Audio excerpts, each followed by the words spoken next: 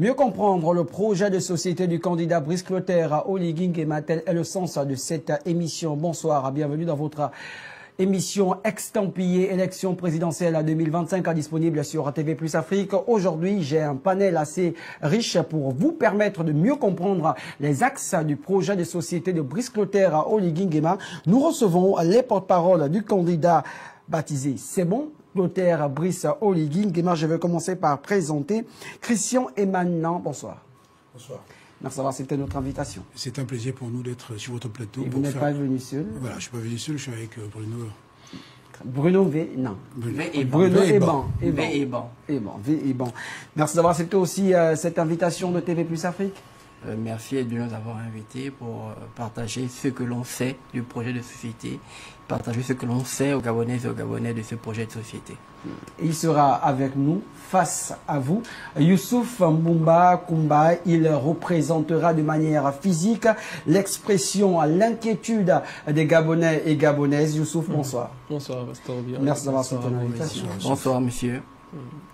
C'est toujours un plaisir, bien sûr, d'être à tes côtés. Si j'ai parlé de physique, c'est qu'il y a forcément l'interactivité. Les Gabonais peuvent bien sûr participer. Vous pouvez participer à cette émission en envoyant votre message suivi de votre nom au numéro qui va s'afficher sur votre écran. Voilà, 062 19 64 33, 062 19 64 33. Posez des questions au porte-parole du candidat Brice Clotaire, Oligui Nguema. Alors, messieurs, cette émission sera subdivisée ou encore divisée en plusieurs parties. Dans cette première partie, nous allons nous intéresser au déplacement du candidat Brice Clotaire Oligui Nguema du côté de la province de la Nyanga. C'était le mercredi 3 avril 2025, donc hier. Et nous allons vous présenter ce premier tableau. On parle bien sûr des mesures fortes, des annonces de ce côté de votre candidat. Il dit ceci: le port en eau profonde de Mayumba sera construit près de 50 ans, retenez bien, près de 50 ans après la pose de la première pierre. Ce port a été oublié pendant longtemps. Une annonce assez forte pour ces populations. Oui, Brice Clotaire Oligui Nguema, de quoi est-il le nom? Il est le nom de l'action.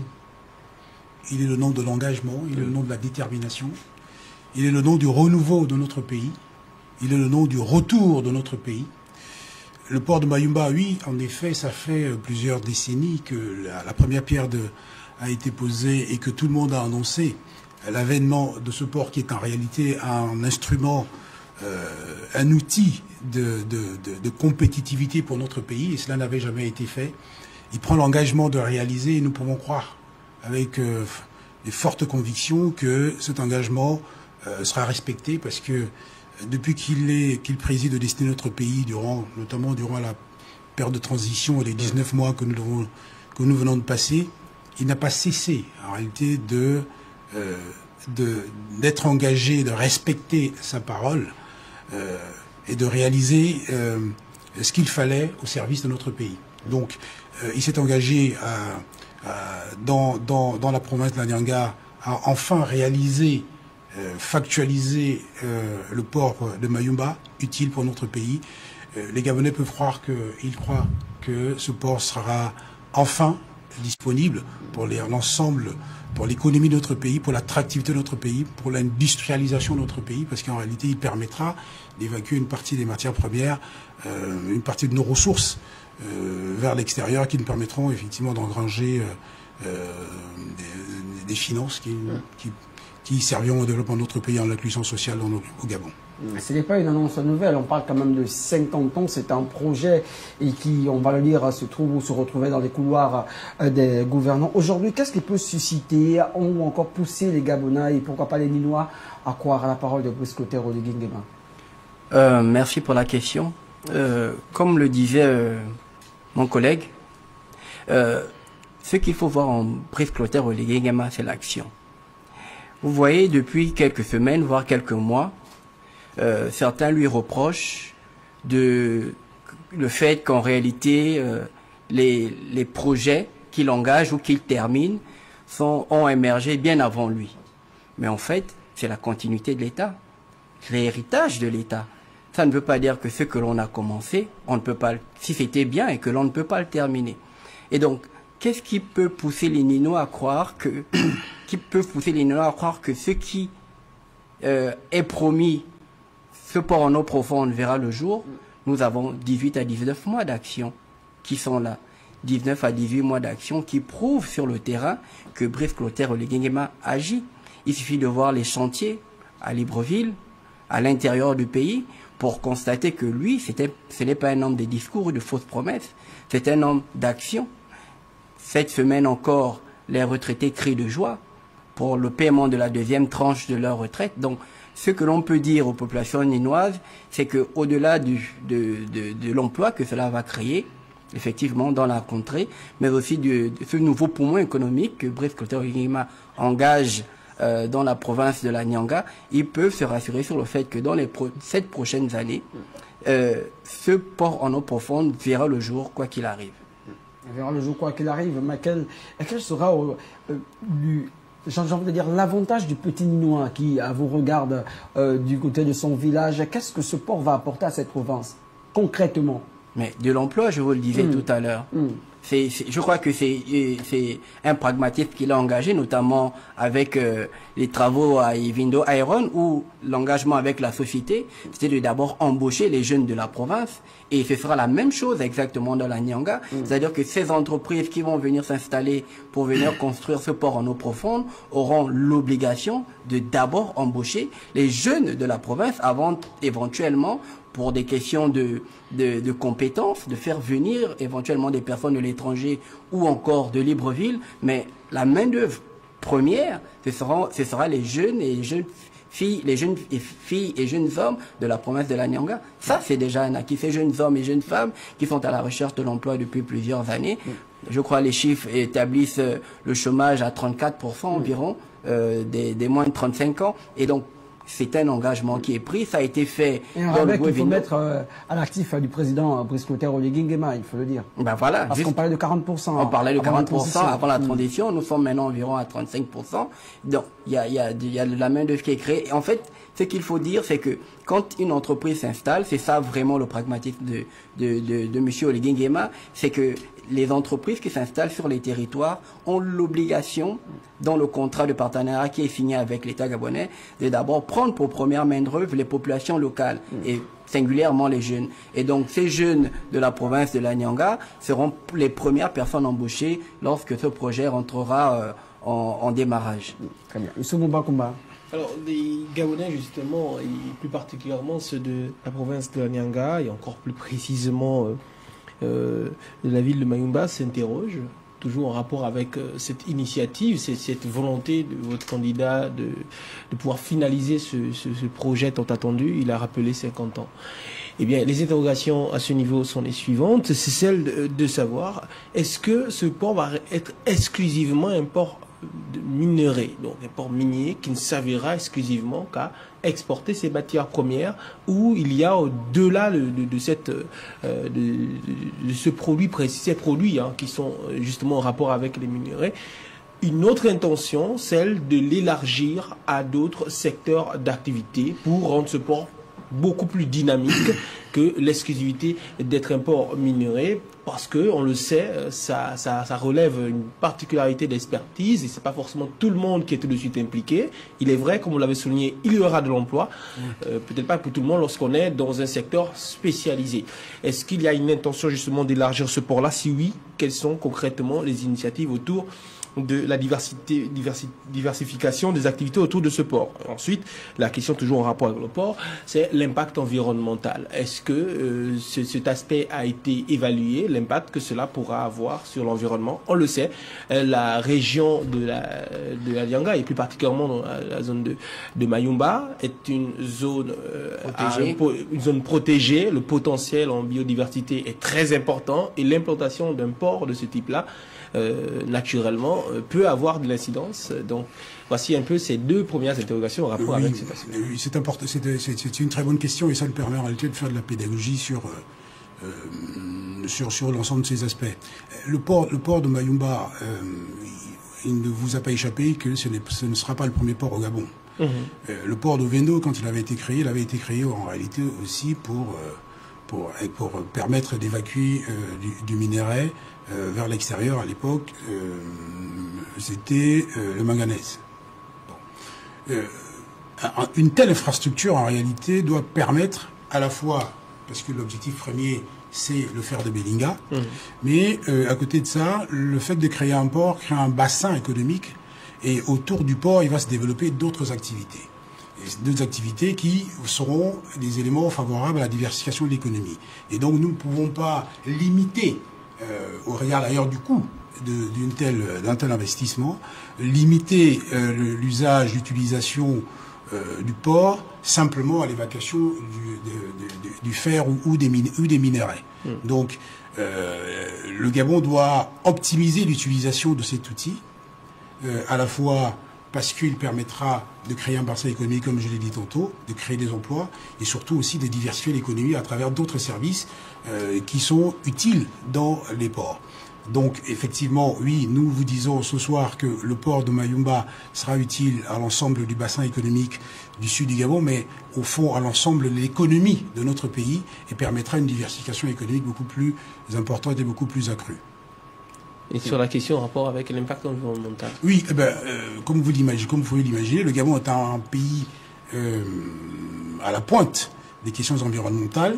Le Gabon fait de sa diplomatie, fait du volet environnemental un des volets importants de sa diplomatie, et cela nécessite ou exige que nous soyons en situation de respecter nos engagements internationaux sur le sujet. Et donc, il est évident que porter un tel projet nous suscite forcément en nous l'obligation de respecter les normes environnementales et au moment des études d'impact, de tenir compte justement des aspects environnementaux. Donc oui, nous allons lancer ce port de Mayumba, ce port en eau profonde de Mayumba, mais en tenant compte de l'impact environnemental. Très bien. Alors, à Youssou Mouba, les porte-parole de Brice Clotaire Oligui également ont eu à relever l'exclusivité ou encore la priorité accordée aux populations de l'Anyanga. Ils ont cité du côté de la société Ivino Iron. Dans le Wevindo, c'est le Wevindo, justement. Mais on sait très bien que cette priorité n'a toujours pas été une effectivité. Est-ce que ce n'est pas aussi notre crainte aujourd'hui? Clairement, c'était un mouvement d'humeur de ce côté. Clairement, c'est un défi important à relever parce que, comme tu l'as souligné, on se rappelle, il y a quelques mois, un peu moins de 3 mois même, les jeunes de la province de Logo-Ivindo, et plus précisément à Makokou, avaient justement manifesté parce qu'ils estimaient avoir été mis à l'écart concernant certaines activités. Et ça m'emmène justement à poser cette question que se posent ces jeunes Gabonais de cette région du Gabon, mais pas que, parce qu'il est évident que de tels travaux emmèneront à l'implication des jeunes venant aussi d'autres provinces, vu l'ampleur des chantiers. C'est la formation de ces jeunes-là. Que prévoyez-vous pour permettre à ce que les jeunes Gabonais aient les compétences pour justement s'intégrer dans ce projet-là, dans le temps? Quel est votre planning? Quel est le planning de votre candidat à ce niveau? Qu'est-ce qui est prévu pour ce jeune de Chibanga, ou encore ce jeune de Mayumba, ce jeune de Mabanda, ce jeune de Moulengi Binza, ce jeune de Mwabi ou de Bigou, qui veut bien participer à ce projet-là, mais qui n'a aujourd'hui, alors nous parlons, aucune compétence en la matière par rapport aux différents projets qui sont justement qui vont être initiés par votre candidat, et pour justement être éligible, pour éviter de revenir à ce que l'on a vécu assez souvent. C'est la raison qui est présentée à ces jeunes: vous n'êtes pas compétent. Il vous souviendra que depuis plusieurs années déjà, on nous parle de cette vieille problématique de l'inadéquation entre formation et emploi. On nous en a tellement parlé depuis des années que l'on n'a pas tellement vu les choses évoluer, à l'exception de la création de quelques centres de perfectionnement professionnel, ou encore de ce qu'on appelle communément donc les CPPF.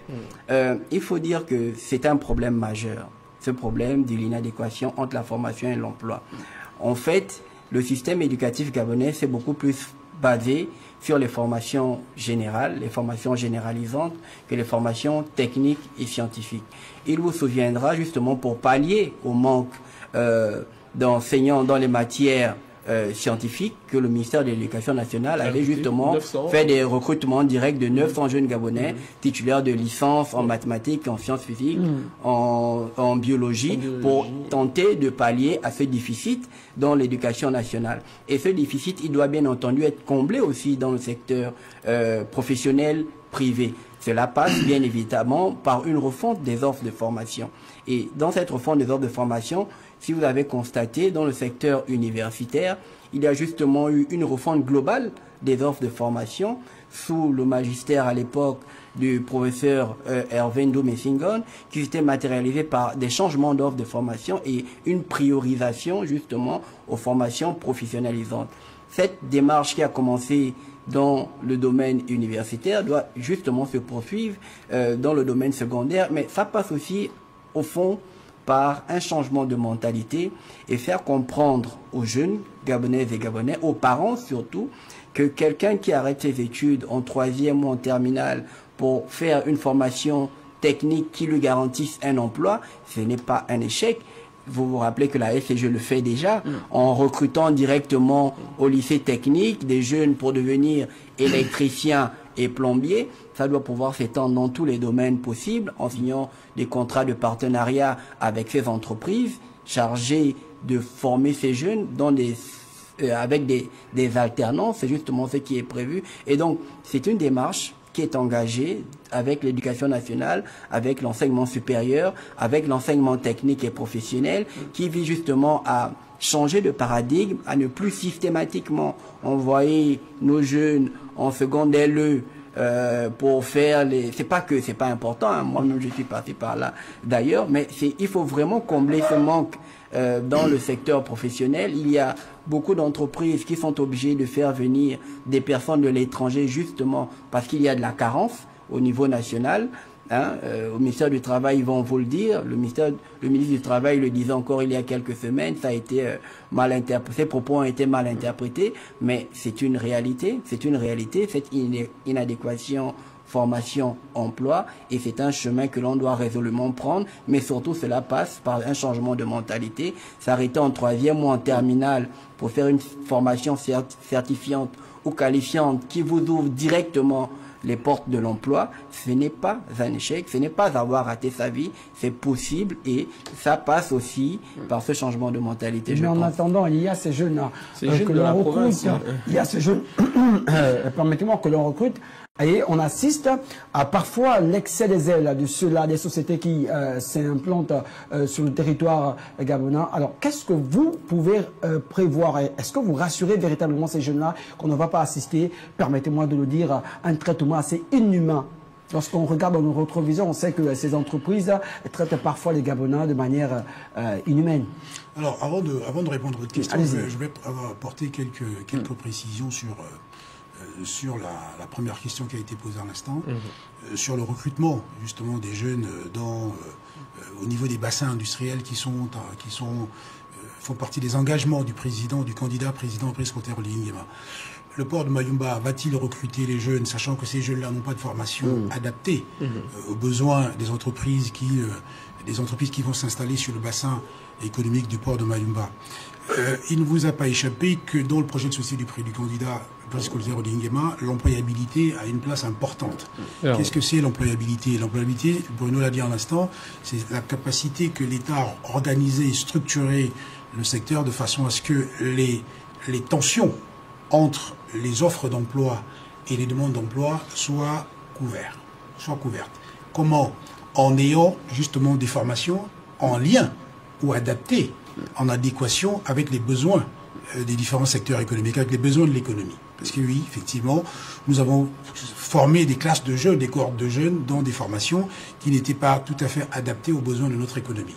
Et donc l'employabilité, elle sert à la fois à avoir des agents économiques, donc des jeunes ou des personnes formées dans les différents métiers dont ont besoin les entreprises, mais aussi de permettre aux personnes formées d'être en capacité de créer les entreprises autour des bassins économiques. Parce qu'on l'a dit tout à l'heure, le port de Mayumba est aussi un instrument, non seulement un instrument pour permettre en réalité d'évacuer les matières premières, mais aussi un instrument de diversification économique. Et qui dit diversification économique dit que des entreprises vont se créer pour offrir des services à d'autres entreprises qui vont s'installer autour du port de Mayumba. Et donc, l'employabilité, c'est non seulement donner à nos jeunes la possibilité d'être recrutés, mais aussi la capacité de pouvoir créer eux-mêmes leur propre emploi. Justement, la possibilité d'être recrutés, maintenant, les garanties. Maintenant,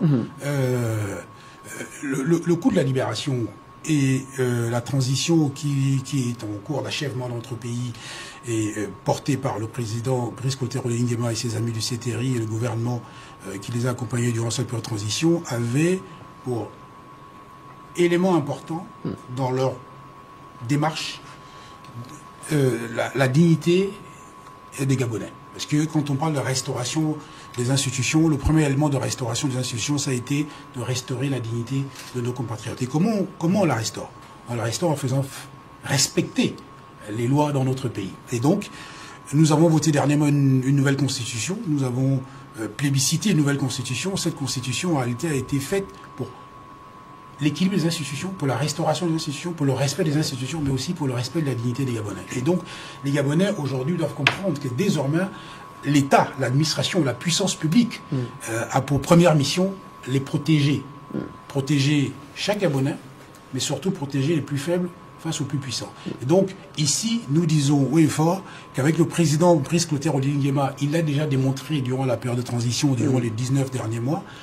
Vous imaginez donc le mandat qu'il porte aujourd'hui est celui de la dignité de la restauration des institutions, de la dignité de la restauration de l'honneur et du respect de nos compatriotes. Donc oui, en effet, les entreprises sur l'ensemble des bassins économiques autour des investissements structurants que porte Brice Clotaire Oligui Nguema dans son projet de société auront l'obligation, et je pense qu'il n'y aura pas trop de difficultés à le faire, puisque quand on protège les habitants dans un pays, on protège à la fois les citoyens, mais on protège aussi les entreprises. Mais pourtant, c'est sous la transition que l'on a assisté à ce mouvement d'humeur du côté de Legault et Vindo. Oui, un mouvement d'humeur. Vous dites bien un mouvement d'humeur. Un mouvement d'humeur, c'est à la fois de l'impatience de nos compatriotes, et ils ont raison face à certaines situations. Mouvement d'humeur ne veut pas dire que les droits de nos compatriotes ne sont pas respectés. Les mouvements d'humeur, parce que nos compatriotes sont en revendication d'un certain nombre de choses, c'est leur droit, et c'est le sens même. C'est le sens même de la candidature de Brice Clotaire Oligui Nguema, c'est la satisfaction justement de revendications qui sont traduites à travers les mouvements d'humeur. Très bien. Et on parle des populations. Allons-y prendre ce message d'un téléspectateur ou internaute qui nous suit actuellement.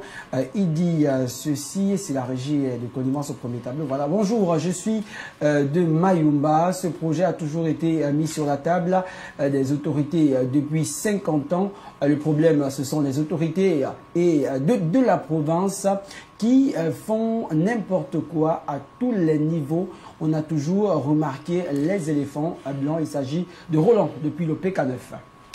C'est ce que je vous disais tout à l'heure. Dans ce pays, on nous avait habitués à la pose de la première pierre qui se transformait en dernière pierre. C'est-à-dire on venait pompeusement, toute une grande cérémonie, venir poser une pierre, puis on disparaissait. Ce que je suis en train de vous dire, c'est que trêve des discours dans ce pays.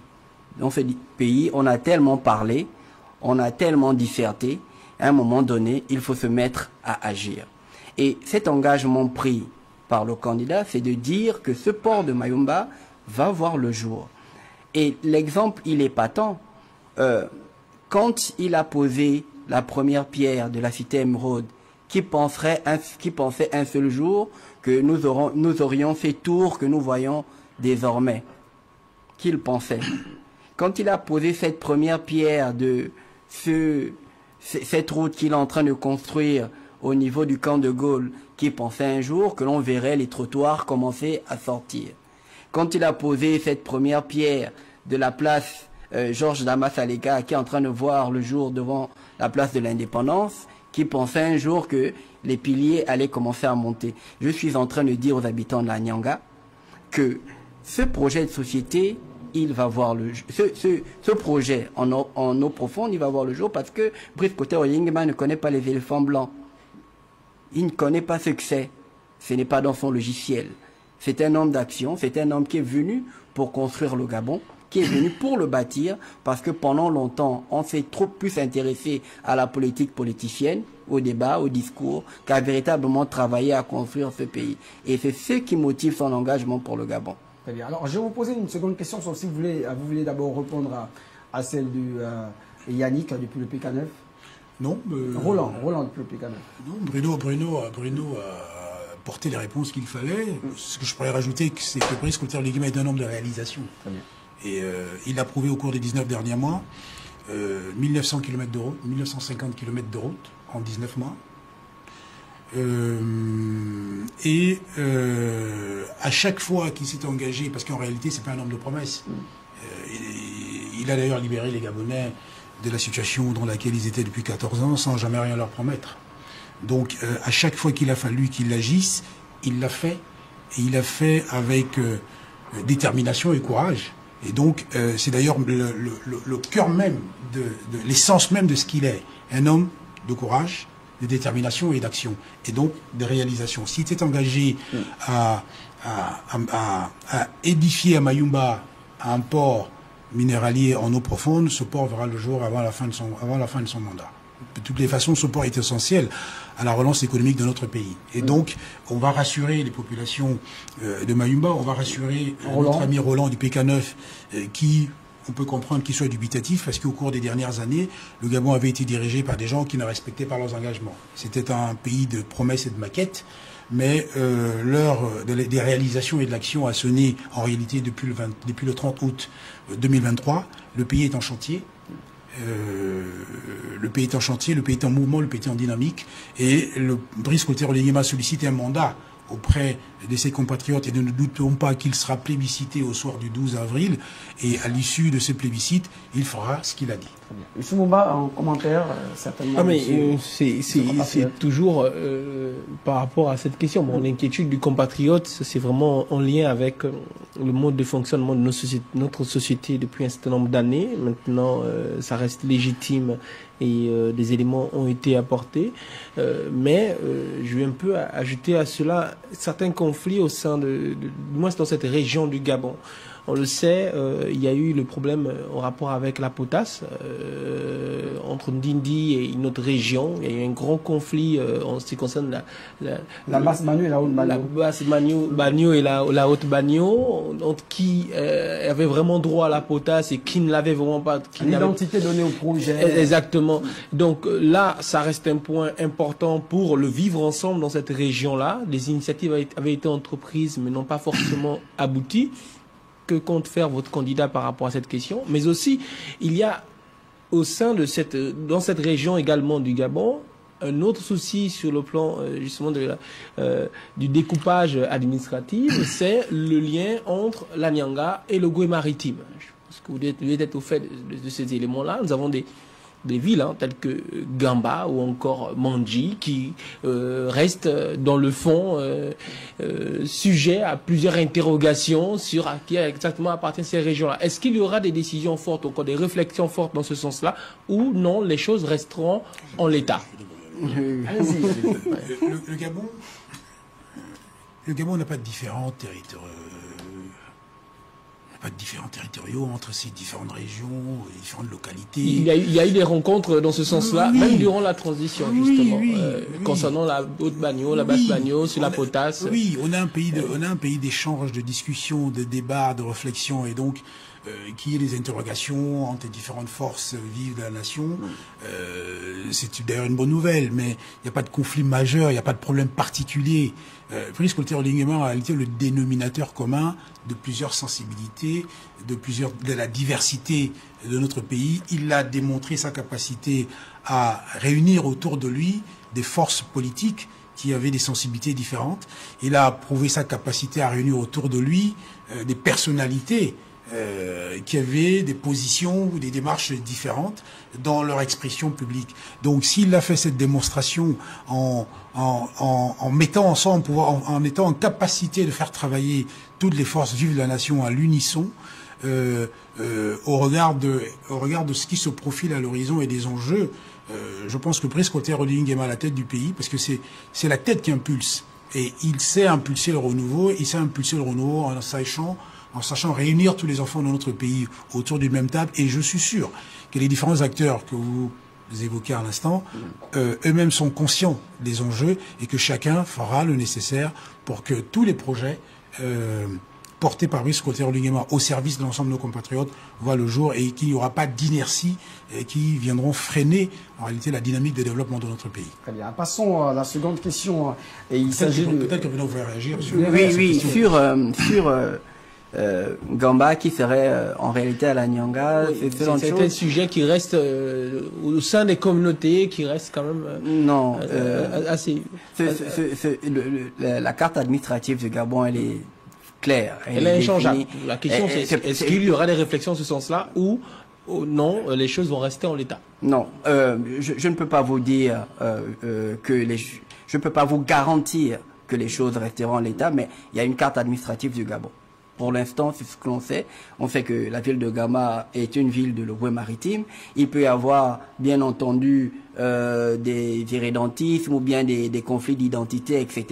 Mais en réalité, la question que vous posez a en filigrane le problème de la division qu'il y a dans ce pays, où il y a une revendication des identités. Brice Clotaire Oligui Nguema est venu avec un projet, celui de l'inclusivité, celui de faire participer à tous à la construction de ce pays. Que Gamba appartienne à l'Ogooué maritime ou à la Nyanga, c'est pas là le débat. Le débat, c'est le développement économique et social de la région. En réalité, les populations ne prêteront pas tellement attention à cela si leurs conditions de vie s'améliorent. En réalité, ces conflits naissent sous le terreau des difficultés sociales. Et quand ces difficultés sociales sont résorbées, très généralement, les populations vaquent librement à leurs occupations. Pour le moment, il y a une carte administrative du Gabon. Cette carte administrative est un héritage de l'indépendance, voilà, et elle n'a pas vocation à être modifiée, du moins pour l'instant. Alors, nous prenons cette question avant de passer au second tableau et à la seconde annonce de Brice Clotaire Oligui Nguema. On va prendre le message de Yannick Aoré qui dit ceci. Combien ce projet va-t-il coûter aux Gabonais? Notre pouvoir d'achat ne sera-t-il pas agressé par des nouvelles taxes et nouveaux impôts? Dans le projet de Brice Clotaire Oligui Nguema, vous ne verrez pas de nouvel impôt à l'intérieur. Vous ne verrez pas une ligne où il prévoit tel impôt ou telle nouvelle taxe à l'encontre des ménages gabonais. Si vous vous rappelez, il y a quelques jours, voire quelques semaines, il a réuni sur la table plusieurs banquiers et il a signé un contrat pour le financement de grands projets structurants au Gabon. Et donc, ce que je peux au moins vous dire, c'est que ça ne va pas impacter le quotidien des Gabonais par l'augmentation des prix, etc. Ces projets, en réalité, et ça pose le problème de l'endettement en réalité, au Gabon, on s'est beaucoup endetté. Et on s'est endetté pour des projets qui n'ont pas véritablement vu le jour. La dette n'est pas une mauvaise chose. Il faut bien faire comprendre ceci aux Gabonais. La dette, quand elle est orientée vers ce quoi elle doit être orientée, et qu'au final, on crée de l'emploi, on crée un cercle vertueux. La dette, elle se rembourse d'elle-même. Le projet en eau profonde de Bayumba, vous-même vous l'avez déjà dit, c'est un projet de plus de 50 ans. De près de 50 ans. À chaque fois, tous les présidents d'Omar Bongo à Ali Bongo, et aujourd'hui, bien entendu, on pourrait nous dire, au Oligui Nguema, à chaque fois, on vient avec la même promesse de créer ce port en eau profonde. Ce port en eau profonde ne se construira pas par l'augmentation, par la création de nouvelles taxes ou de nouveaux impôts. Dans le projet de Brice Clotaire Oligui Nguema, si vous le lisez de la première à la 52e page, vous ne verrez pas un nouvel impôt à l'intérieur. Et donc, je peux rassurer ceux compatriotes gabonais que ce port en eau profonde ne se créera pas avec des impôts. Oui, peut-être ajouter un élément à la suite de ce que vient de dire Bruno. C'est un investissement structurant. Et à quoi sert-il au départ? Vous l'avez dit tantôt, l'évacuation du minerai de fer. Le minerai de fer, en réalité, est une matière première qui est censée rapporter de l'argent au Gabon. Donc en réalité, le port est fait pour rapporter de l'argent au Gabon, renforcer notre croissance économique, créer des emplois et permettre l'inclusion sociale à travers la création d'emplois de nos compatriotes. Donc le port, ça va coûter beaucoup d'argent pour son édification, mais ce port est fait pour rapporter de l'argent à notre pays. Ça, c'est le premier point. Le deuxième point, c'est que, vous l'avez vu, cela ne vous a pas échappé, nous avons, dans la stratégie économique du président Brice Clotaire Oligui Nguema, à la fois en tant que président de transition de notre pays, mais aussi en tant que candidat à l'élection présidentielle, donc porté dans son projet de société, il y a ce qu'on appelle la souveraineté économique. Et j'ai envie de préciser quand même au passage que la souveraineté économique n'est pas opposée à l'attractivité économique de notre pays. Parce que nous avons besoin d'investisseurs dans notre pays. Mais il y a des secteurs stratégiques qui nécessitent que nous soyons souverains. Notamment le secteur pétrolier.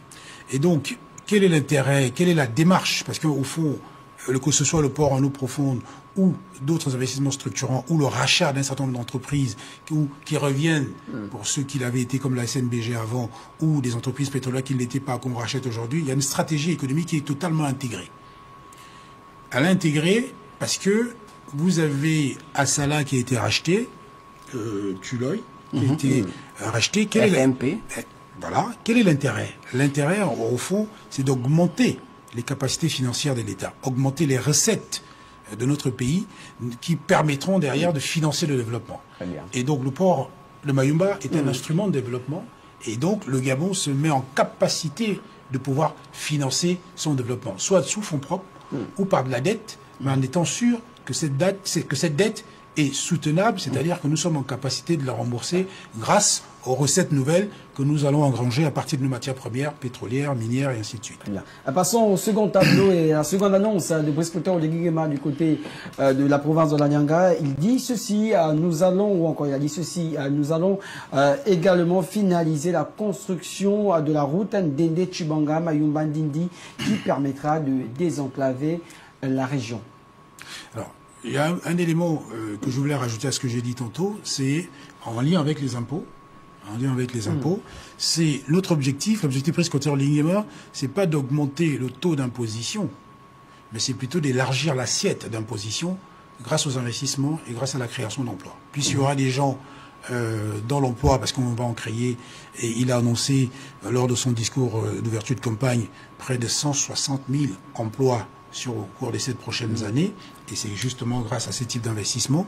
Et donc, le fait de créer des emplois nous permet de lever un peu plus d'impôts, parce qu'on élargit l'assiette, le nombre de contribuables. Le fait de faire des investissements, de créer un port à Mayumba, il y a des entreprises qui vont s'installer, déjà existantes, mais qui vont croître. Il y a des entreprises qui vont se créer pour proposer leurs services. Donc, tout ça va créer en réalité un cercle vertueux économique, comme disait Bruno, et donc va élargir l'assiette d'imposition et donc les recettes de notre pays, sans avoir besoin de lever le taux individuel de chaque contribuable. Le transport routier, c'est un problème qui intéresse aussi beaucoup les Gabonais, et Brice Clotaire Oligui Nguema va se prononcer dessus, dire que votre candidat est décidé, pourquoi pas donner du sourire aux populations de cette partie en construisant, j'y arrive à cette route. Mais Christian vous l'a déjà signifié tout à l'heure, en 19 mois, Brice Clotaire Oligui Nguema a construit 1950 km de route en 19 mois. C'est même si aujourd'hui certaines personnes disent que cela relève du rêve, cela est une chimère. Justement, quand même, on va dire, le prétexte est trouvé. On dit que 1900 km de route ne peut en aucun cas se faire. Non, j'ai entendu une personne dans un média concurrent dire que, je ne sais pas donner quel chiffre de nombre de... juste dire qu'en réalité au Gabon, si ma mémoire n'est pas mauvaise, il y a en réalité 12 000 km de routes bitumées et non bitumées au Gabon. En réalité. Et je suis en train de vous dire, si ma mémoire est bonne, et je suis en train de vous dire que selon les chiffres, ce que nous comptons... Enfin, après... Ils minimisent ça, ils ne comptent pas les routes en béton selon eux, ce ne sont pas des routes, mais nous avons des exemples de pays développés où il y a des routes en béton, mais excusez-moi, il y a des personnes qui vivaient dans certains quartiers de Libreville depuis 5 ans, 10 ans, 15 ans, 20 ans, même le raclage de la route, ils n'avaient jamais vu.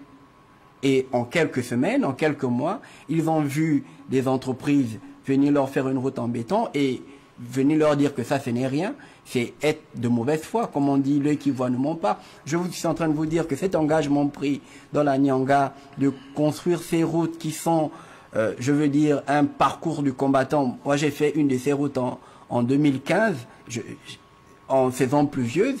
Je peux vous dire que c'était l'enfer sur terre. Donc, construire enfin ces routes pour ces populations et désenclaver totalement cette région est un engagement. Et d'ailleurs, les travaux ont même déjà commencé. On a déjà commencé à percer ces routes, à mettre de la latérite et dans l'avenir, ce seront des routes qui seront construites avec du béton bitumineux. Qui viendront certainement hisser encore, agrandir ce chiffre de 1900. 50 km de route en 19 mois. Youssouf Famboumba, c'est cette question. Un soulagement. Oui, clairement, il y a un soulagement. La route, c'est le développement, comme on le dit souvent. Mais il reste une interrogation, parce que la route, c'est le développement, mais la route, c'est aussi la sécurité. Et on a quand même pu constater que les routes gabonaises ne rassurent pas forcément. Une fois elles ont été construites, qu'a prévu justement votre candidat pour rendre ces routes sûres. Est-ce qu'il y aura la mise en place des brigades spécialisées en matière de sécurité routière pour limiter le type de nombre d'accidents? Quels seront les outils mis en place? On sait que ce sont des régions, les distances sont très grandes et les accidents, lorsqu'il y a des accidents parfois très graves, alors quels sont les mécanismes qui vont justement de une sorte de service après-vente de la route? Parce que ça, malheureusement, ça a toujours très souvent manqué au Gabon. Une fois on construit la route, après on oublie l'entretien et la sécurité des passagers et des automobilistes. Alors ce que je peux vous dire, c'est que Brice Clotaire Lingema a-t-il déjà pris un engagement sans le respecter? La réponse est non. L'engagement, il est important de le lire. J'arrive. Bien sûr. J'arrive. Il respecte tous ses engagements. 1900 km de route en 19 mois, c'est factuel. C'est réel, et Bruno vous l'a dit. La route, c'est pas seulement la route nationale. C'est aussi les routes à l'intérieur de nos villes, parce qu'il y a beaucoup de quartiers qui ont été considérés comme sous-intégrés parce que enclavés. Et le fait d'y avoir fait des routes a permis aux habitants de ces quartiers de vivre dans les meilleures conditions et d'être totalement désenclavés. Donc ça, c'est un premier point. Maintenant, vous parlez des questions de sécurité. C'est important d'insister sur ce sujet-là parce que c'est un volet important, parce qu'il s'agit de la vie de nos compatriotes. Le premier élément de sécurité, c'est la prise de conscience de ceux qui sont au volant des véhicules. C'est le premier élément de sécurité. En réalité, la sécurité routière, c'est pas d'abord les gendarmes ou les policiers tout le long de nos routes. C'est le respect du code de la route. C'est le respect du code de la route. Donc il y a un vrai travail de pédagogie qui sera fait par l'ensemble des services techniques de l'État chargés, donc compétents dans ces différentes matières. Oui, il faut parce que dès lors qu'on aura fait des routes de qualité comme cela est prévu, oui, cela peut susciter quelques envies à rouler très vite et donc créer donc créer des accidents. Oui, des mesures seront prises parce que comme j'ai dit tout à l'heure, le projet de société du candidat Brice Clotaire Lingema est une démarche intégrée. C'est-à-dire qu'il y a toute une chaîne de valeurs et il n'est pas question qu'on fasse la route et qu'elle soit en réalité un terrain meurtrier pour nos compatriotes. Donc il va falloir qu'il y ait un ensemble de dispositifs, un ensemble de mesures pour accompagner la qualité de la route pour que ce ne soit pas un mouroir pour nos compatriotes. Donc il y aura effectivement des actions de sécurité routière, des actions de pédagogie, des actions pour inciter à la prise de conscience de l'ensemble de nos compatriotes, parce que l'idée, ce n'est pas de mettre un gendarme derrière chaque compatriote qui prend le véhicule, qui prend le volant de son véhicule, mais plutôt de sensibiliser aux enjeux et aux risques sur la route. Très bien. Alors, nous allons malheureusement nous séparer sur ce point.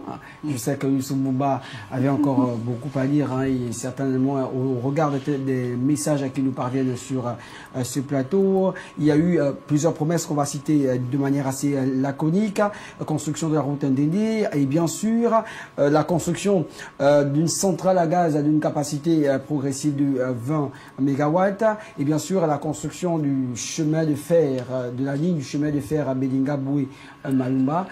904 km. Ce sont quand même des annonces assez fortes. En une minute sur ces deux annonces avant de passer au deuxième et dernier point. Oui, je vais commencer par la ligne de chemin de fer. Comme on vous l'a dit, le port en eau profonde de Mayumba est d'abord construit pour acheminer ce fer de Belinga qui est appelé à être exporté. Le port d'Ovendo étant déjà arrivé à saturation, il fallait bien entendu penser à ce port. Ces 904 km de voies ferrées seront construites justement parce que ça ne sert à rien de créer cette entreprise pour exploiter cette mine de fer, puis construire ce port et ne pas mettre au milieu le lien pour acheminer ce minerai. Premier point. Donc, c'est un projet donc structurant qui vise à redynamiser l'économie gabonaise. Pour, vous disiez, la centrale à gaz. Justement, au Gabon, nous sommes habitués aux centrales thermiques et lui-même, il a dit, notamment dans son projet de société, c'est qu'il faut, je veux dire, diversifier les sources énergétiques. Donc, il a même pensé aussi à l'éolienne, que vous n'avez pas, bien entendu, évoqué. Il a pensé à l'éolienne, au-delà des centrales thermiques, des centrales à gaz. Et donc, il faut diversifier ces sources d'approvisionnement énergétique. Il faut diversifier les capacités. Il faut augmenter les capacités énergétiques du Gabon. Comme vous le savez, durant environ 15 ans, nous n'avons pas investi dans le secteur énergétique au Gabon, et c'est ce qui justifie les coupures d'électricité récurrentes que nous vivons dans nos quartiers et dans nos villes, dans tout le Gabon d'ailleurs. Et donc, cet engagement pris dans la province de la Nyanga, c'est justement pour régler ces problèmes de délestage que vivent les populations de la province. Un petit point. On passe la parole à ici. Un petit point. C'est pour compléter un peu ce que vient de dire Bruno, il ne nous a pas échappé que la diversification de notre économie a été un volet important de la stratégie de développement économique du candidat Brice Clotaire Oligui Nguema. Il y a un volet de transformation dans la diversification qui est très important. On parle du port de Mayumba, on parle du minerai de fer de Belinga, on parle de son exportation, donc de sa vente vers les marchés étrangers, mais il y a un volet de transformation qui est très important. Ça veut dire que l'idée du candidat Brice Clotaire Oligui Nguema, c'est de faire du Gabon un pays d'usines.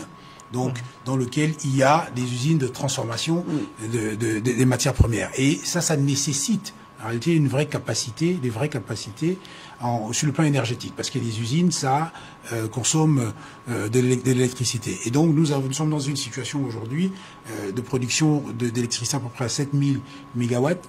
L'objectif à très court terme, c'est 1100 mégawatts. Donc, nous avons un gap des 400 mégawatts, un déficit de 400 mégawatts, et justement, tous ces projets annoncés par le candidat, c'est ont pour objectif de couvrir en réalité le gap des 400 mégawatts qui nous permettra, dans une échéance assez courte, d'être en capacité de produire suffisamment d'électricité pour assumer notre diversification économique à la faveur de la transformation.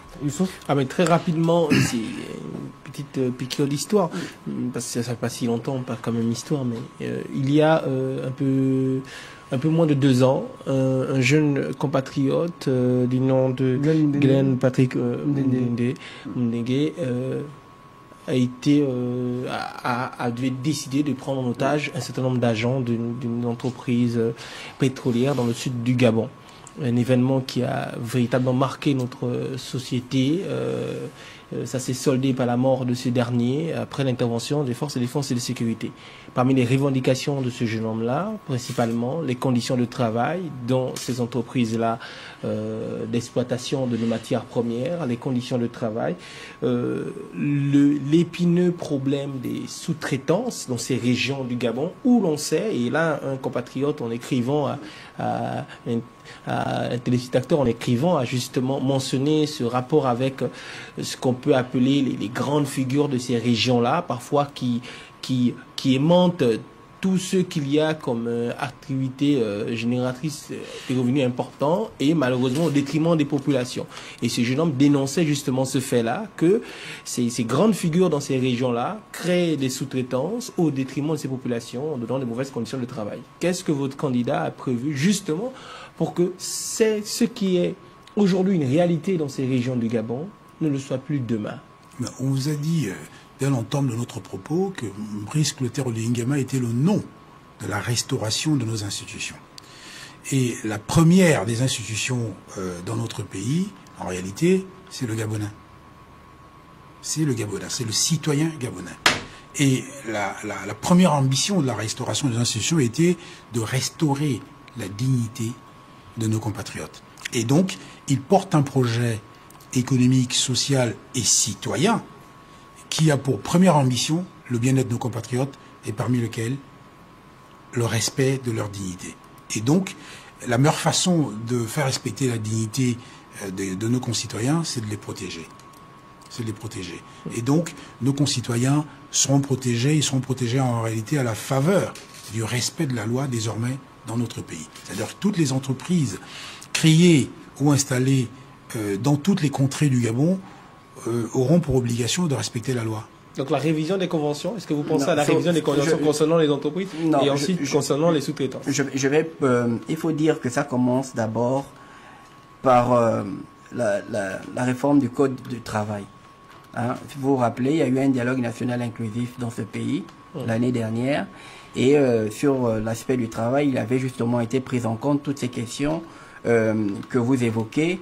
Et ce projet de réforme du Code du travail est censé prendre en compte toutes ces problématiques qui avaient été évoquées durant le dialogue national inclusif. C'est une commission qui est en train de travailler pour essayer de rendre légal toutes ces toutes ces recommandations. Et donc, dans l'avenir, c'est ce que vous disiez, Christian, tout à l'heure, tous ces problèmes ont déjà été évoqués par les Gabonaises et les Gabonais l'année dernière lors du dialogue national inclusif. Il y a un projet de réforme du Code du travail qui est actuellement au ministère du Travail en cours de réflexion, et il est fort à parier que toutes ces questions seront réglées dans les mois à venir. C'est d'abord donc réformer le cadre légal. Donc on peut pas, à mon sens, on peut pas faire des promesses sans cadre légal. Ça passe d'abord par une réforme du cadre légal, une révision de tous ces contrats de partenariat, que ce soit entre les entreprises et les sous-traitants ou encore entre l'État et ces entreprises. Ça passe d'abord par une réforme du cadre légal, et cette réforme du cadre légal est engagée. C'est une des recommandations du dialogue national inclusif de l'année dernière. Donc on ne parlait pas que de la Constitution lors de ce dialogue national inclusif. Très bien. Alors, nous allons prendre cette autre question d'un téléspectateur qui nous regarde. Il s'agit il n'a pas signé malheureusement son identité. Bonsoir. Le discours du candidat, c'est bon. Clotaire Brice-Oligui Nguema à Tchibanga. Je n'ai pas compris un seul projet dans le département de la Doutila à Mabanda. Y a-t-il lieu qu'il y ait des projets d'investissement ou d'infrastructures structurants dans tous les départements? Le développement, il est holistique. Il faut l'idée, c'est que ce que je peux dire à d'autres compatriotes, c'est que en réalité, les projets qui seront développés, dans les différentes contrées de la Nyanga auront un ruissellement sur les autres contrées où il n'y aura pas de grands investissements. Donc, le développement, ce qui se fera à Mayumba, par exemple, aura un impact dans le nord du Gabon, à Bitam. Parce qu'un jeune de la province de Walantem peut se retrouver dans la Nyanga pour aller chercher du travail parce qu'il y a une offre d'emploi qui correspond à sa formation ou à son souhait. Donc, il faut pas qu'il y ait des inquiétudes. Le développement sur l'ensemble du territoire sera une opportunité pour tous les enfants, tous les filles et fils de notre pays. S'il n'y a pas d'investissement précis à ce stade à Mabanda, c'est certain qu'en cours de mandat, si nécessité est, des projets seront développés dans cette localité. Et si ce n'est pas le cas, les projets développés dans les autres localités de la province d'Anyanga profiteront à l'ensemble de la province. J'aimerais ajouter ceci sur ce point. C'est qu'il faut que les Gabonaises et les Gabonais comprennent que Brice Clotaire Oligui Nguema n'est pas un homme à mentir en évoquant un chapelet de promesses pour tenter d'impacter tout le monde et séduire tout le monde, et qu'au terme de cette année qu'il sollicite, les gens se lèvent et disent il avait dit qu'il allait faire ceci, il ne l'a pas fait, etc. Son projet de société est un projet de société réaliste qui prend en compte 7 années et qui s'appuie sur les ressources mobilisables du Gabon. Et donc je partage totalement ce que dit Christian. Il est clair qu'au regard de toutes les difficultés socio-économiques vécues par les populations, tout le monde veut voir sa contrée, sa localité se développer, tout le monde veut voir ses conditions de vie s'améliorer, etc. C'est totalement légitime et les Gabonais ont le droit de revendiquer sur ce point au regard de la manière dont ils vivent. Mais il faut aussi dire que il ne faut pas évoquer des promesses, il ne faut pas juste évoquer des maquettes et au final, rien n'est mis en œuvre. Il faut élaborer un projet de société réaliste qui engage véritablement le développement socio-économique du Gabon. Et l'idée, c'est de créer des projets structurants qui visent ensuite à impacter tout un bassin économique par la suite. C'est vraiment ça le pari de Brice Clotaire Oligui Nguema. Alors messieurs, passons à la deuxième partie dernière de cette émission spéciale élection présidentielle 2025. Nous allons nous jeter de plein pied, permettez-moi l'expression, dans le projet de société Brice Clotaire Oligui Nguema. Nous allons prendre le pilier 6, gouvernance et institutions. On sait très bien que cette problématique est au cœur, est au centre des débats en République gabonaise. Que prévoit votre candidat au sein de son projet de société? Au sein de ce projet de société, il faut dire que c'est un projet de société d'abord, de manière globale, qui vise à restaurer l'état de droit au pays, dans le pays, selon 3 principaux piliers. Le premier pilier, c'est la réforme du système judiciaire et la lutte contre la corruption. Il n'est pas rare de voir les magistrats rentrer en grève, qu'ils sont accusés de ne pas faire leur travail et d'être corruptibles, ou encore la corruption tout court dans toute l'administration publique. Donc, et cela passe aussi donc par le développement d'une administration performante. Cette administration performante est développée en faisant notamment en sorte que cette administration ne soit plus locataire. 27 milliards par an, les baux administratifs au Gabon, d'où la construction de la cité Émeraude. Ensuite, cela passe par l'effectivité de la décentralisation. J'ai entendu un des candidats dire qu'il fallait supprimer le Sénat. Mon Dieu, le Sénat est la chambre du Parlement qui représente les collectivités locales. Or, si on supprime le Sénat, c'est que les collectivités locales ne sont plus représentées. Et cela signifie qu'il n'y a plus de décentralisation au Gabon et que là, on rentre dans un État totalement unitaire et centralisé. Alors qu'au Gabon, nous avons un État unitaire décentralisé. Et donc, c'est autour de ces 3 principaux points que tourne le projet de société de Brice Clotaire Oligui Nguema dans cet aspect. Il faut véritablement engager cette décentralisation. Une loi qui a été votée depuis 1996, réformée en 2014 si ma mémoire est bonne, et en réalité les collectivités locales n'ont toujours pas les moyens d'impulser un véritable développement économique et social. Il faut véritablement engager cette démarche pour que l'État central ne soit plus la personne morale vers qui repose toutes les politiques publiques, mais délester un peu de cette partie aux collectivités locales.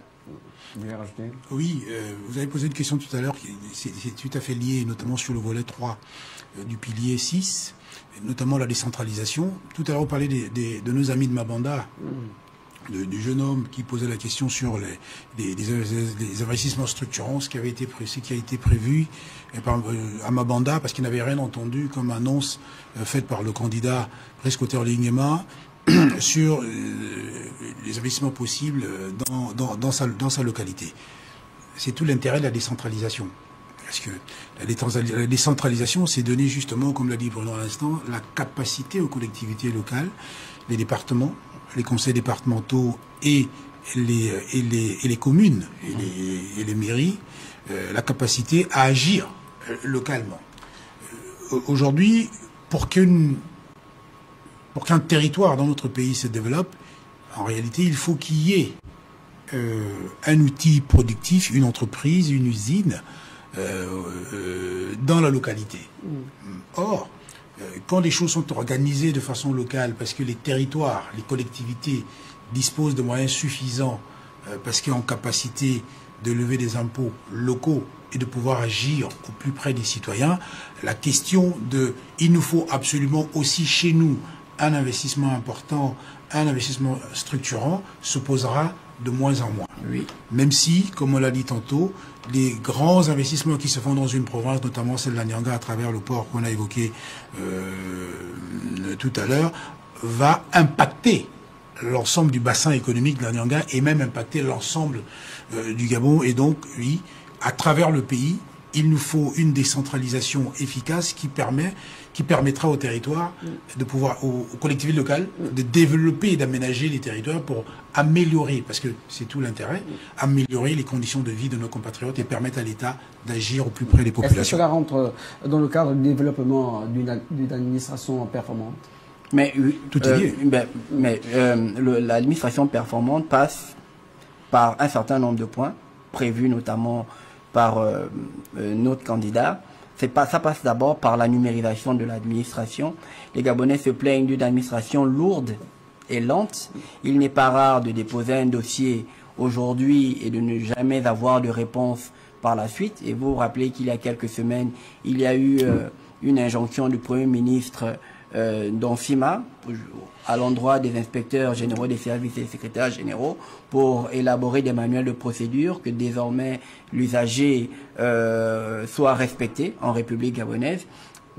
Premièrement. Deuxièmement, et comme je le disais, la numérisation de l'administration, la digitalisation de l'administration pour écourter les délais, pour la rendre beaucoup plus performante. Et en troisième lieu, la création de guichets dans toutes les provinces du pays pour que certaines personnes n'aient plus forcément à se déplacer dans certaines localités pour avoir certains services publics. Donc c'est tout un écosystème administratif qui doit être repensé. Il est repensé par la numérisation, il est repensé par la dotation de nouveaux bâtiments publics beaucoup plus adéquats, parce que quand vous travaillez dans un environnement malsain, vous ne pouvez pas être performant, et voilà pourquoi je vous parlais tout à l'heure de la cité émeraude. Donc c'est la reconstruction en réalité de toute l'administration gabonaise qui est lourde, qui est lente, qui est un héritage qui est un héritage du passé, où il n'y a pas eu beaucoup d'investissements par le passé,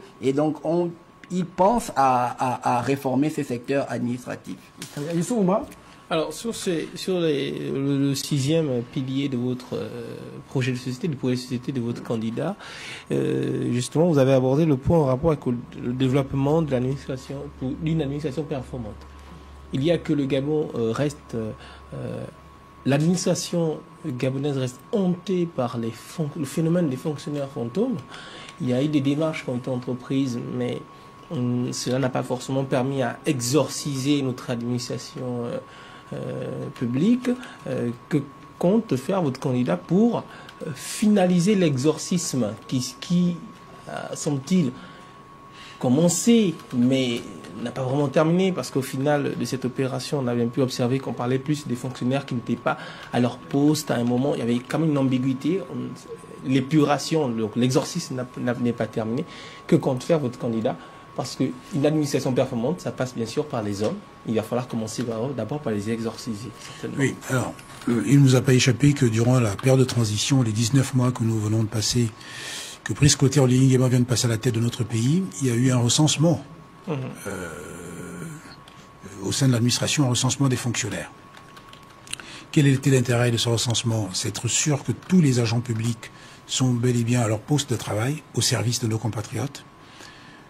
Si cela a été fait, parce que justement le président avait perçu l'intérêt de commencer par ramener tout le monde au travail, bien qu'ayant retenu qu'il y a un vrai problème de conditions de travail au sein de l'administration, mais il fallait remettre tout le monde au travail en ordre de bataille au service finalement du développement de notre pays. Donc cet effort, cette démarche va se poursuivre durant les 7 prochaines années s'il est élu, plébiscité à la tête de notre pays, et nous n'en doutons pas par nos compatriotes. Oui, cet effort de rappel de l'ensemble des agents publics au travail, à leur poste, sera poursuivi. Ça, c'est le premier point. Deuxième point, il a perçu l'intérêt, le besoin de renforcer les effectifs.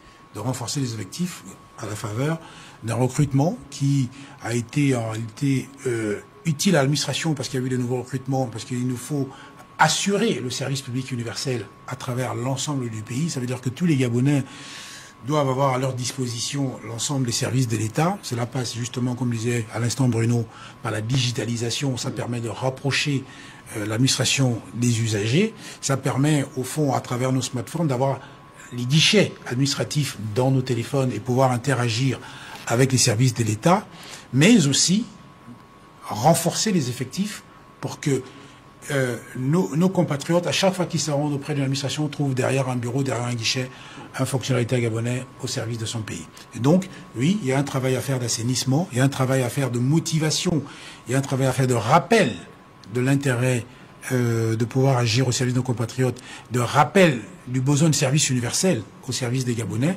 qui passe par, effectivement, la présence de tous les fonctionnaires payés par l'État gabonais à leur poste de travail. Alors, et donc cet effort se ajouter, en partageant totalement ce que vient de dire Christian, vous vous rappellerez également qu'au Gabon, ce n'était pas la première fois que nous avions un audit à la fonction publique. Exactement. Nous avons même une fois une mise sur banc de caisse. Mais dites-moi, des 2 ou 3 audits de la fonction publique qui a eu lieu avant celui de l'année dernière, lequel a été publié? Aucun des 2 ou 3 qui ont eu lieu.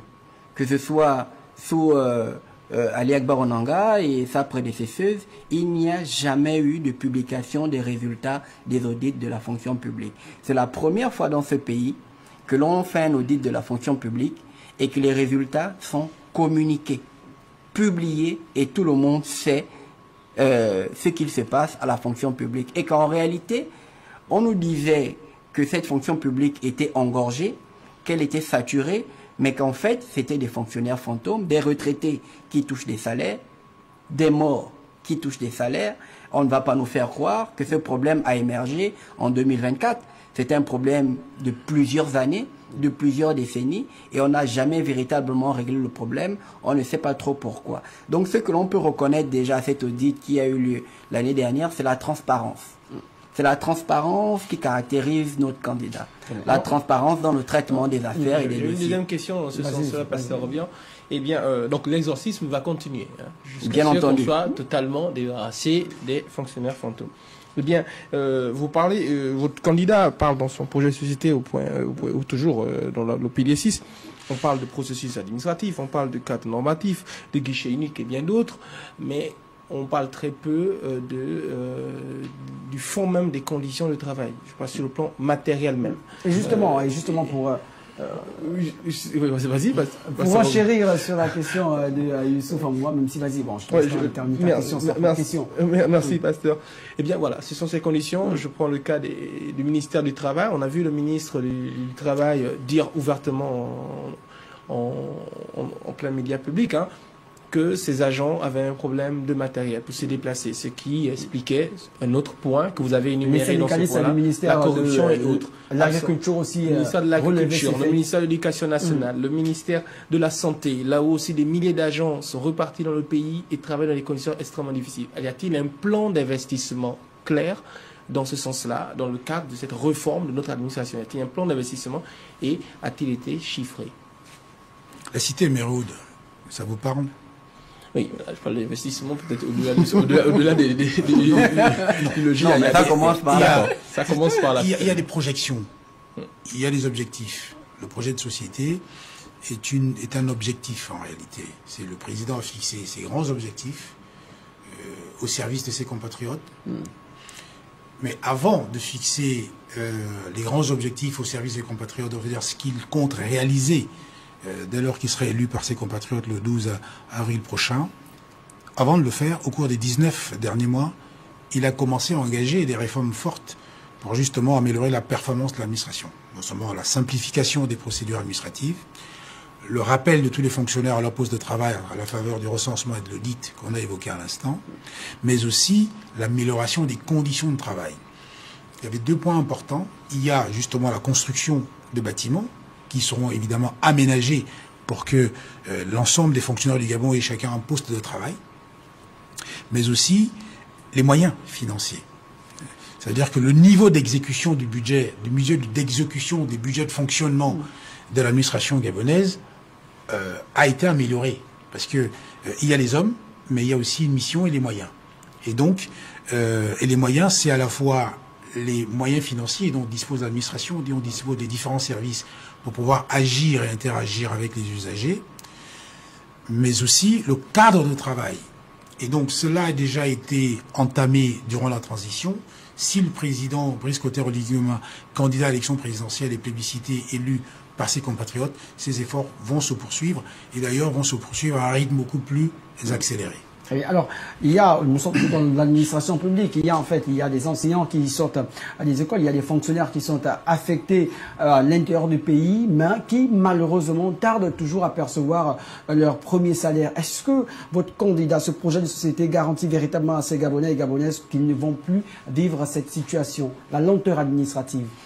Justement, voilà pourquoi je vous parlais de digitalisation, mais avant de revenir sur ce point, j'aimerais compléter un aspect de Christian. Le niveau d'exécution des budgets et ce qu'on appelle communément les queues de budget. Et vous vous rappellerez aussi qu'il y a quelques mois, justement, avait été intervenu auprès des services du budget de l'État pour leur dire de donner les moyens aux administrations pour travail. Et donc, il y a toute une réforme de la chaîne d'exécution budgétaire qui est en cours. Maintenant, pour revenir, vous disiez, c'était sur la lenteur administrative, d'où la digitalisation et les des professeurs qui sont affectés dans des provinces, mais qui restent longtemps sans percevoir leur salaire. Ça, c'était avant la transition. Ça, c'était avant la transition, c'est ce que je vous disais. Mais est-ce que justement, mais est-ce que vous rassurez ces Gabonais qui ne vont plus jamais revivre de telles situations? Il faut déjà préciser que les fonctionnaires ont perçu leur appel. Voilà, c'est un fait. Voilà, et la semaine prochaine, ils perçoivent la deuxième tranche. Non, ce que je veux vous dire, et je partage totalement l'avis de Christian, c'est que il y a un engagement. L'engagement qui est celui d'améliorer les conditions de vie des Gabonais. Et qui plus est, des agents publics. L'administration publique est le bras armé de l'État. Sans une administration publique performante, l'État ne peut pas être performant. On ne peut pas demander une performance de l'État si on ne règle pas d'abord les problèmes administratifs et les problèmes de base des agents publics qui sont chargés de mettre en œuvre les politiques de l'État sur le terrain. Bien entendu, ces personnes qui sont affectées à l'intérieur du pays vivent des difficultés. Ces difficultés sont diverses. Parfois, il y a des problèmes de logement. Parfois, il y a des problèmes d'accès pour toucher leur salaire. Ils sont souvent dans des localités reculées où il n'y a pas tous les services financiers. Il faut se déplacer loin pour aller toucher leur salaire, etc. On a totalement conscience de toutes ces difficultés. Mais comme je vous l'ai signifié, c'est un processus qui est engagé. Cet engagement passe d'abord par le fait qu'il n'y ait plus de retard dans le traitement des salaires.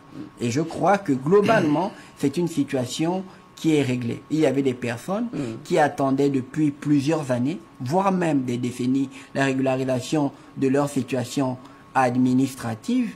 26 500 postes budgétaires ont été alloués en 19 mois. Vous n'allez, mais c'est totalement inédit. En 19 mois. Je ne suis pas sûr qu'en 7 ans, on ait fait même mieux par le passé. Donc, c'est pour dire que les conditions de vie des populations sont un cheval de bataille pour Brice Clotaire Oligui Nguema. C'est ce qui justifie aussi que dans le domaine de l'emploi, il est réouvert l'accès au concours dans les grandes écoles. Je peux vous prendre un exemple, le concours de l'Institut national de la jeunesse et des sports.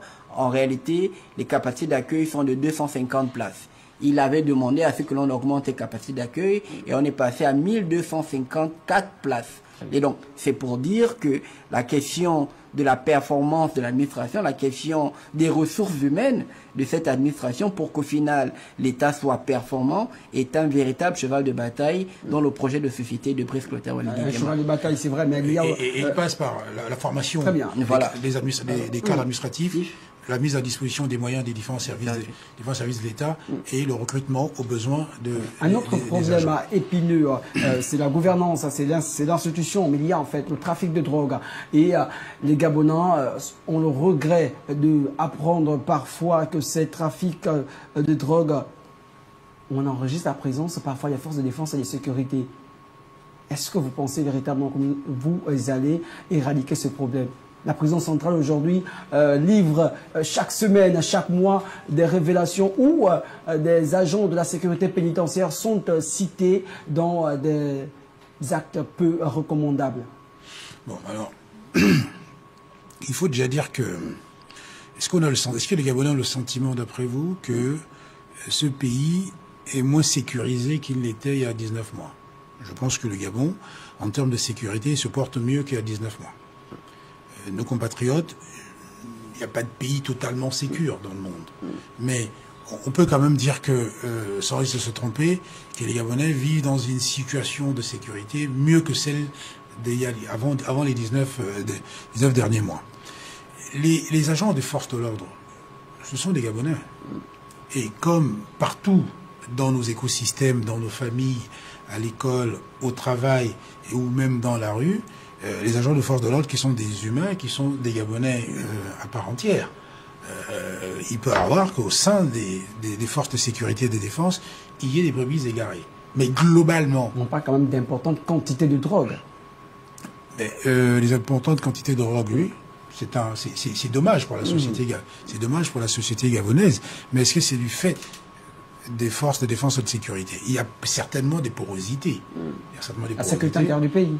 Comment? La sécurité intérieure du pays aujourd'hui peut être remise en cause, selon certaines personnes. Non, on sait que non. Non, c'est de la criminalité, mais ça ne met pas en cause la sécurité intérieure du pays au sens strict du terme. Mais revenu au civil, il ne vous a quand même pas échappé que le président de la transition, candidat à l'élection présidentielle, est à la base un militaire, et que les questions sécuritaires, qui sont d'ailleurs inscrites dans l'ordonnancement de son projet de société, qui sont un élément important de son projet de société, vont faire l'objet de mesures fortes pour que notre pays soit davantage sécurisé et que la criminalité soit en recul dans notre pays. Donc oui, il y a des problèmes majeurs qui se posent en termes de criminalité, pas tout à fait en termes de sécurité, parce que sécurité intérieure, c'est est-ce que nous sommes menacés par des forces extérieures, est-ce que notre pays est en danger, est-ce qu'il y a des risques de conflits à nos frontières. Mais oui, la criminalité est un enjeu important. Il y a quand même eu ces fêtes aux côtes gabonaises. Comment? Il y a eu ces fêtes de piraterie à Youssoufboumba sur les côtes gabonaises. Oui, bien sûr. Le piratage. Oui, bien sûr, on ne peut pas le nier. Ce sont des faits. C'est d'ailleurs pour ça que le projet de société est un élément important. La question de la sécurité. La réforme du système sécuritaire est dans le projet de société, parce que c'est une préoccupation des Gabonais, parce que le projet de société de Brice Clotaire Oligema tire son inspiration des préoccupations des Gabonais. Ça veut dire qu'ils portent une vision, une ambition et des actions qui sont inspirées par les aspirations des Gabonais et leurs préoccupations. Donc effectivement, la question sécuritaire était un enjeu majeur à la fois pour la sécurité des Gabonais, mais aussi un enjeu majeur de développement. Parce que pour que les investisseurs étrangers, pour que notre territoire soit attractif, il faut garantir des conditions de sécurité optimales pour permettre aux gens de pouvoir investir, aux investisseurs étrangers de pouvoir investir dans notre pays. Donc oui, c'est inscrit en bonne place et des mesures seront prises le moment venu pour qu'on améliore la sécurité globale dans notre pays. Mais permets-moi, mais vraiment, je vais m'excuser, pasteur, je vais revenir mais très rapidement sur le point en rapport avec l'administration. Sinon, beaucoup m'en voudraient, parce que c'est une des questions, beaucoup de Gabonais sont concernés par cette question. C'est celle en rapport avec les agents de la main-d'œuvre non permanente. Eh bien, ces derniers sont un peu les parents pauvres. Les parents pauvres, mais très très pauvres de l'administration gabonaise, avec des salaires que l'on sait vraiment bas, parfois 150 voire moins dans certains cas de figure, des conditions de travail encore plus extrêmes. Lorsqu'il y a des grèves, ils compensent un peu ce que les agents ne font pas, les agents publics directs ne font pas. Également, la question en rapport avec leur assurance.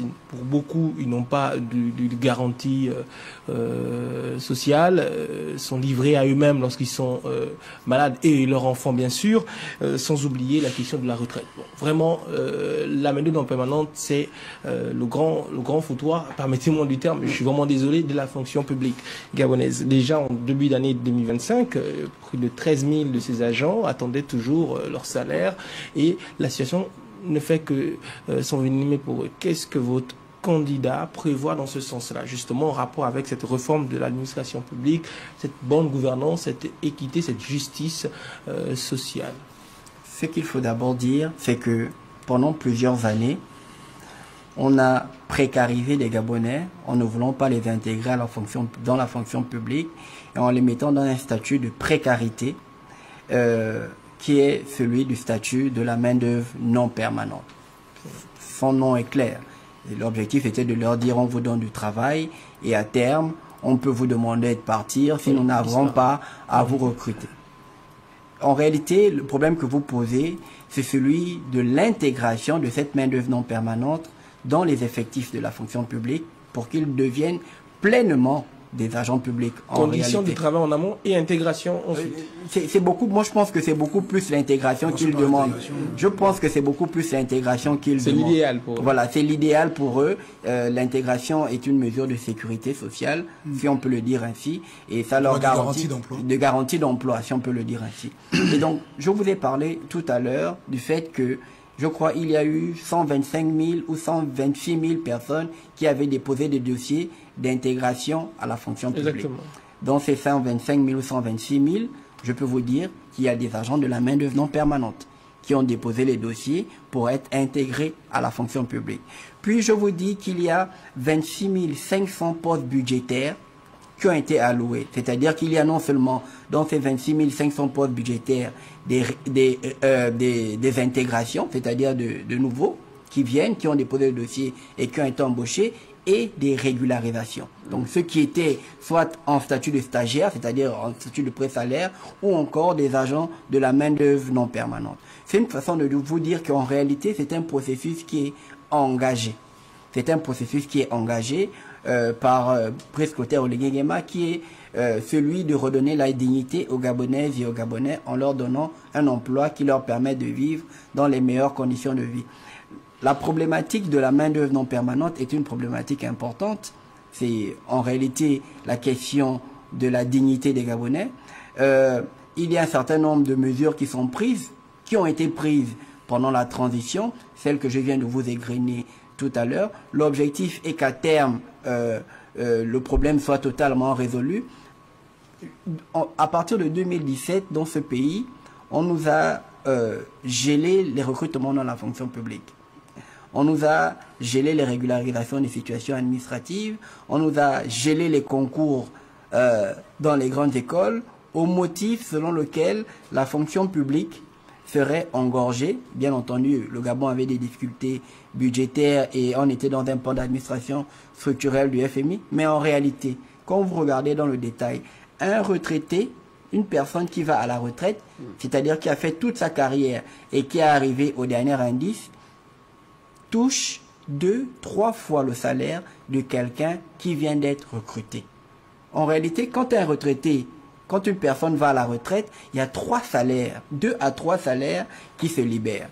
Et donc, en fait, ce motif selon lequel la fonction publique était engorgée par le passé, c'était un faux motif. Aujourd'hui, le problème qui se pose beaucoup plus, c'est celui de la dette, et donc de cette dette qui freine les capacités de l'État à assumer toutes ses responsabilités. Cette dette aussi qui est un héritage du passé, il faut le signifier. Et donc, pour revenir à notre problématique de la main-d'œuvre non permanente, le processus est engagé, je vous l'ai dit. Nous sommes déjà à 26 500 personnes qui sont régularisées dans l'administration publique, et si l'avenir est meilleur, justement, leur situation va s'améliorer au fur et à mesure avec le temps. C'est pas par un coup de baguette magique. Dans ce sens également, permettez, il y a des dossiers en cours. Il y a des agents de la main-d'œuvre en permanence. Je vais vous prendre 2 cas, mais très rapidement, parce qu'ils se sont rapprochés de nos services également. Un ancien chauffeur qui, lui, a été dans des très très mauvaises conditions mis à l'écart par son responsable d'antan. L'affaire est allée au tribunal, c'est resté sans suite. Un agent de sécurité d'un établissement qui, lui également, par frustration des responsables d'administration, a lui également été mis dehors, lui et toute sa famille, pourtant ayant présenté l'ensemble des documents qui justifiaient que c'était un agent de la main-d'œuvre non permanente qui avait justement le droit d'être là. Il y a plusieurs cas d'injustice. Allez-vous aussi régler le cas de ceux-là qui sont aujourd'hui, ne sont plus agents de la main-d'œuvre non permanente, pour des mauvaises raisons, parce qu'ils auraient été mis de côté. Est-ce que vous allez aussi voir cet aspect-là, et pas seulement ceux qui sont déjà encore en fonction et qui vont... Le Gabon, en tout cas, c'est le projet que porte Brice Clotaire Oligui Nguema, le Gabon se veut être un état de droit. Et donc, en réalité, chacun de nos compatriotes qui se retrouve en situation de voir ses droits bafoués doit engager des procédures Ce qui a déjà été fait pour la plupart de ces cas-là. Et donc, à ce moment-là, nous attendrons que la justice se prononce et que s'il y a lieu que chacun, que chacun soit rétabli dans ses droits. Ça, c'est le premier point. Le deuxième point, la main de non permanente. En réalité, qu'est-ce qui a justifié le besoin de main de non permanente au niveau de l'administration gabonaise? C'est au fond l'incapacité du secteur marchand à créer des emplois. Oui, parce que vous avez des compatriotes formés dans l'enseignement supérieur, donc diplômés Bac plus 3, Bac plus 5, qui se retrouvent dans la main de non permanente en tant que chauffeurs ou en ayant des fonctions pas tout à fait en lien avec leur niveau de formation. Avec leur niveau de formation. Quelqu'un qui est formé en marketing, soit avec leur niveau de formation, ou avec leurs compétences sectorielles, c'est-à-dire qu'il y a des gens, par exemple, qui sont formés dans des métiers type marketing, publicité ou ingénieur électricien, qui se retrouvent dans la main de non permanente, parce que ça existe. Bon. Et ces cas-là, par exemple, ont été priorisés dans le recrutement à la fonction publique parce qu'il a fallu leur offrir une passerelle qui permettait de partir de la main non permanente pour être recruté dans l'administration en tant que fonctionnaire en lien avec leur niveau de formation. Après avoir dit ça, il y a un autre problème. C'est lequel? C'est, je l'ai dit tantôt, le problème de la capacité d'absorption de notre économie du stock de chômeurs. Et le projet que porte Puris Clotaire Oligui Nguema est le projet de la diversification de l'économie à la faveur des grands investissements, à la faveur de la transformation, à la faveur de la digitalisation de l'administration, mais aussi du secteur non marchand, donc de l'économie, et à la faveur de l'amélioration des services, donc du secteur tertiaire, dans sa part dans l'économie globale de notre pays. Cela va permettre quoi en réalité? De créer des gisements d'emplois dont une partie des prétendants seront ceux qui sont à la main de non permanente et qui estiment qu'au regard de leur parcours académique, au regard de leur expérience professionnelle, n'ont rien à faire dans la main de non permanente, mais c'est des emplois qu'ils ont dû prendre à un moment donné de leur vie parce qu'il fallait bien qu'ils soient en situation d'insertion professionnelle. Et donc la création d'emplois portée par le candidat Puris Clotaire Oligui Nguema va permettre en réalité de régler de façon mécanique toutes ces difficultés parce qu'il y a un stock d'agents publics affectés à la main permanente qui vont aller dans le secteur marchand absorbés par la dynamique économique. Très bien. Alors il nous reste 2 minutes à passer ensemble et nous allons chuter par cette question. Ils vous accompagnent tous les jours, ils animent à vos sorties de campagne. Je parle bien sûr à des artistes. Aujourd'hui, qu'est-ce que votre candidat, votre projet de société propose en matière de politique culturelle? Je crois que c'était aujourd'hui ou hier. Les artistes ont une dotation spéciale, une dotation de 70 millions de francs CFA ajoutée bien sûr à la redevance. Donc en réalité, il y a aussi le statut particulier de l'artiste. Il faut préciser que ça n'avait jamais été fait auparavant. Voilà, ce qui n'avait jamais été fait auparavant. Voilà, il faut le signifier. Et au Parlement... Ça remonte quand même. Pour les droits d'auteur, c'était fait une seule fois. Voilà, la dotation de 100 millions de francs CFA. Voilà, c'est à saluer, premièrement. Deuxièmement, pour ne pas dire une bêtise, je crois qu'il y a un statut particulier de l'artiste, soit qui est en discussion ou qui est en discussion au niveau de l'Assemblée nationale, au niveau de l'Assemblée nationale, pour véritablement donner un statut aux artistes de ce pays.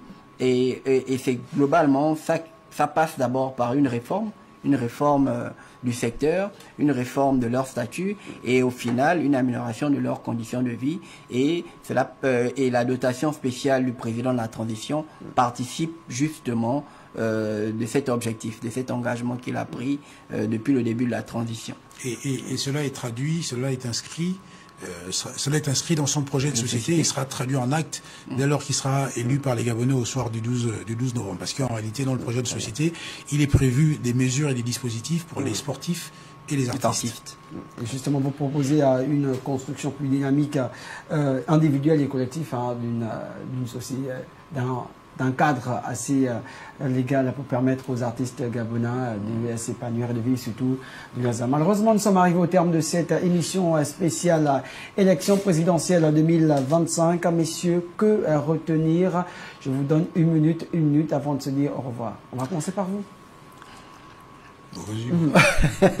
Oui, on n'a pas vu le temps passer. C'est toujours un plaisir de passer à TV+.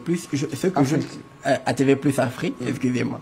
Ce que je veux dire, c'est que le 12 avril prochain, les Gabonaises et les Gabonais sont appelés à faire un choix fondamental pour l'avenir de notre pays.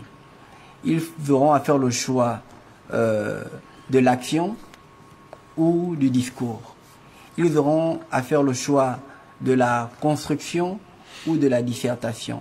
Ils auront à faire le choix de bâtir le pays ou à le ramener en arrière dans un ancien système. C'est ce choix-là auquel sont appelés les Gabonaises et les Gabonais le 12 avril prochain. Et je suis en train de leur dire par cela que Brice Clotaire Oléguéma, le projet de société qu'il porte, c'est un projet de société qui vise à agir, qui vise à améliorer les conditions de vie des Gabonaises et des Gabonais en engageant des politiques publiques réalisables. Et les 19 mois que nous venons de vivre montrent une concrétisation de cet engagement. Et si nous avons pu faire ça avec Brice Clotaire Oléguéma en 19 mois, que pourrons-nous faire en 7 ans? Et donc j'appelle les Gabonaises et les Gabonais le 12 avril prochain à faire le bon choix. Et le bon choix, c'est celui de Sebon. C'est celui de Brice Clotaire Oléguéma. Youssouf, on va donner quand même l'honneur Exactement. au porte-parole de conclure cette émission. Bon, on a clairement compris par les arguments qui ont été présentés ici, la trajectoire que souhaite prendre le candidat Brice Clotaire Oléguéma sur plusieurs points. Bien sûr, on a introduit avec la question en rapport avec la projection aussi de ce candidat dans le cadre de son passage dans la province de la Nyanga. On retient clairement des ambitions clairement définies. Maintenant, c'est sur le terrain, comme on dit, au pied du mur, qu'on évalue le maçon. L'attente aussi, bien sûr, davantage de détails.